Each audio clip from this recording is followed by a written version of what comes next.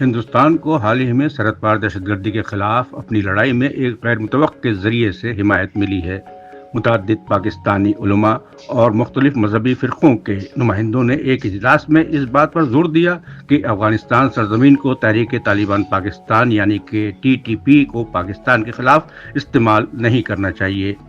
23 دسمبر 2025 کو جاری ہونے والے ایک مشترکہ بیان میں علماء کرام نے کہا کہ افغانستان کو ایسے گروہوں کی پناہ گاہوں میں تبدیل کرنے سے دونوں ممالک کے درمیان استحکام اور تعلقات خراب ہوں گے۔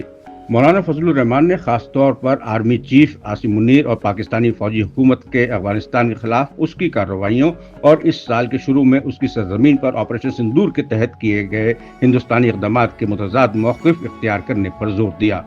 وہ پاکستانی شہر کراچی کے لیاری قصبے میں ایک مذہبی اجتماع سے خطاب کر رہے تھے۔ حالیہ عرصے میں لیاری ہندوستانی سپر ہٹ جاسوسی گینگسٹر فلم دھرندھر کے پس منظر کے طور پر کام کرنے کے بعد ہندوستان میں روشنی میں رہا ہے۔ پاکستانی فوجی قیادت کو نشانہ بناتے ہوئے مولانا فضل الرحمان نے پالیسی میں مستقل مزاجی نہ شامل کرنے کے معاملے پر پاکستانی فوج پر اپنی تنقید جاری رکھتے ہوئے کہا، اگر آپ کابل پر حملوں کا یہ دعویٰ کرتے ہوئے جواز پیش کرتے ہیں کہ آپ کے دشمن وہاں موجود ہیں، تو پھر جب ہندوستان پاکستان کے اندر اپنے دشمنوں کو نشانہ بناتا ہے تو آپ کا رد عمل مختلف کیوں ہے؟ مولانا فضل الرحمان آخری مرتبہ سن 2003 میں ہندوستان آئے تھے۔ اس وقت ان کی وزیر اعظم اٹل بہاری واجپئی سے 7 ریس کورس روڈ پر ملاقات ہوئی تھی۔